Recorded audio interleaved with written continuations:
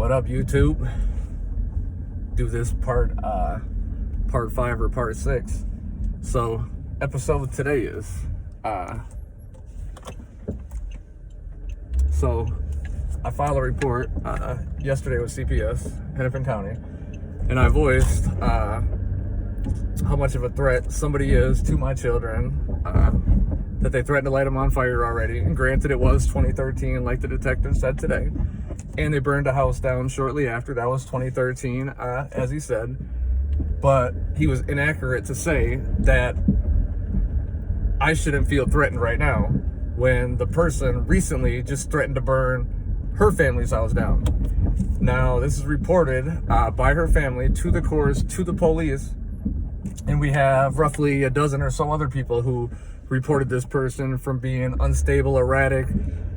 I mean, I can go on and on and on. So apparently this constituted them violating, I think it was my 4th or 5th constitutional right as far as unnecessary searches. So they come to my house and do a welfare check on me, and they say that they're concerned for my children, even though I gave them all the documents in Google Slide confirming that this person is a major threat. They're attacking police officers, they're getting in car accidents, they're attacking pedestrians who are simply just trying to take pictures of the damage to their car, sexual abuse that happened to my I mean, the list goes on and on and on.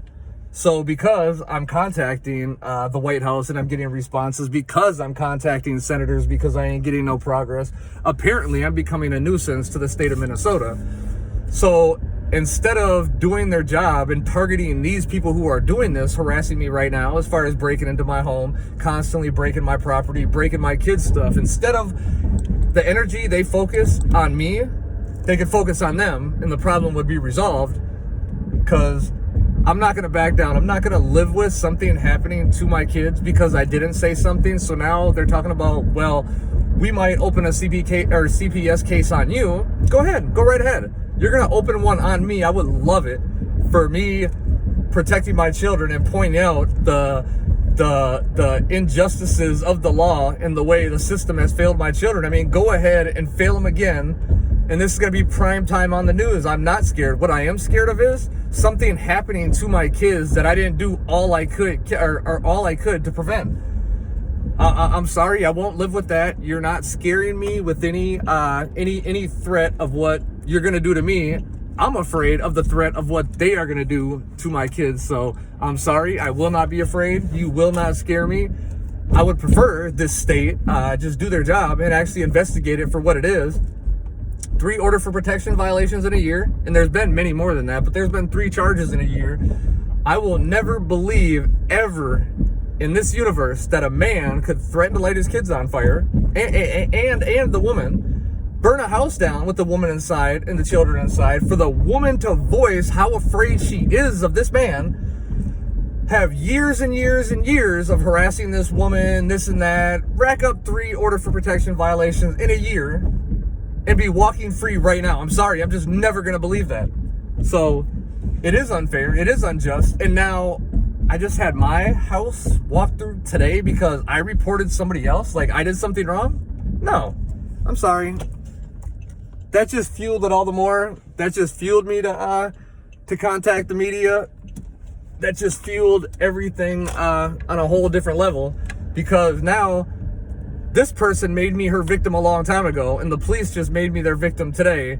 So now, to me, the people who are entrusted to protect and serve, I can't trust these people no more. I mean, I've already seen years of them not really doing their job, and now I just had my home violated by these very people entrusted to protect and serve. So, yeah, that was great. Hopefully, they don't get pissed off on this one as far as making this, but I'm just doing this for my defense because they threatened to open a case on me, like I said.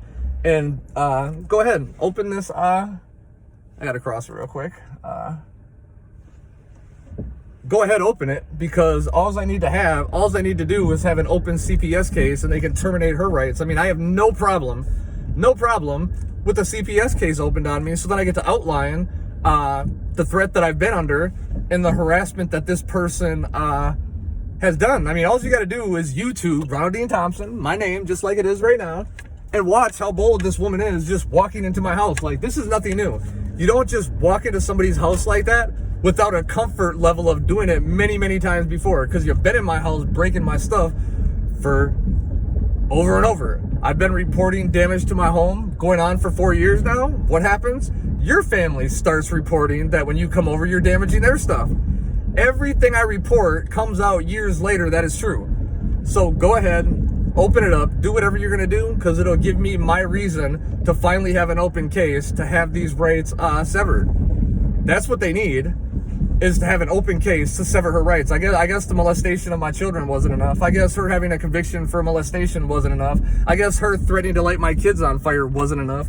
I guess burning a house down with the kids inside wasn't enough. I guess for her to contact CPS when she was in Golden Valley at the hotel and say, hey, I can't take care of these kids no more. Come and take these kids away from me. I guess that wasn't enough. I mean, I could go on and on and on, but I get it. I get it. I'm a guy, she's a woman. I get it. It's not a fair system, but I kind of am at the point to where it is time to really move, and whether I can really financially afford it or not, it is about that time, because reality has finally set in that there is going to be no justice for my children in the state of Minnesota.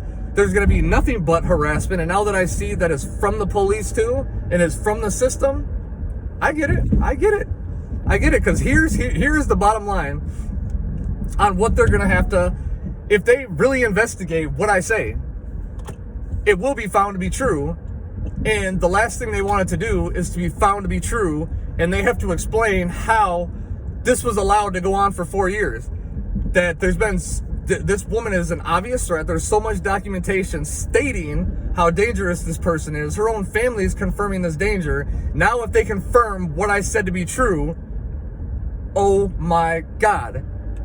This father who's did everything to protect his children has had his home burglarized by the very woman who threatened to kill him. I mean, dude, can you imagine that story? But what is worse? What is worse? There's not even a story, because I don't want it to grow into a story. But what is worse? For them not to accept responsibility, that they didn't investigate it and allow it to continue on? I mean, they're making me send out these messages by not just doing their job. Just investigate it. I mean, just really, really, really investigate it. Don't just say you are. Actually, I want to see progress. I want to see these people locked up. Why is this person walking free? I don't get it. How is this person walking free with rights?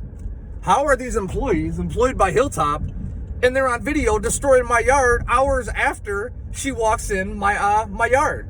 And how is it that they're connected to mail thefts? How is it that they're retrieving packages from their home? I'm with an Oak Park Heights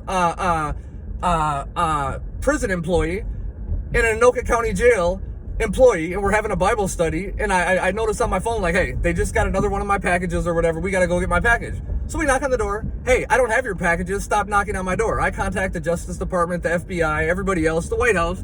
So eventually now Columbia Heights decides to do their job and knock on their door. And guess what? They retrieved the package. So I got a letter from this guy stating that we knocked on his door, and he clearly voiced that he didn't have our package. So how is it now that the police knock on your door a week later, you have the package you said you didn't previously have? Come on, this is one incident of many.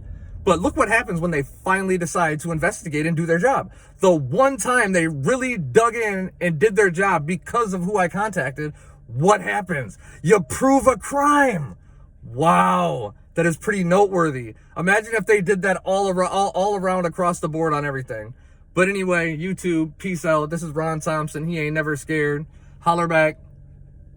State of Minnesota, do your job.